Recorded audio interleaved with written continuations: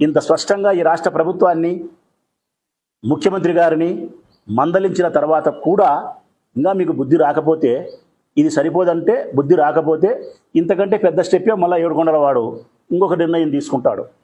ఆ స్వామి చేసే లీలలేవి. సుప్రీంకోర్టులో జడ్జి గారితో కూడా ఆ స్వామి చెప్పిస్తున్నాడు, చంద్రబాబు నాయుడుకు ఎందుకు ఓటేసినామా,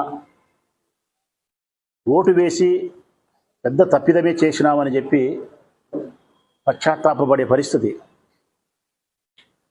తీవ్రంగా బాధపడే పరిస్థితి ప్రజలకు ఎదురవుతూ ఉంది. ప్రజలు అనుకుంటున్నారు, చాలా చోట్ల నేను వింటా ఉన్నా, తెలుగుదేశం పార్టీకి, కూటమికి ఓటేసి మనం చాలా తప్పు చేసినాం, పాలిచ్చే ఆవును పోగొట్టుకొని తన్నే దున్నపోతుని తెచ్చుకునే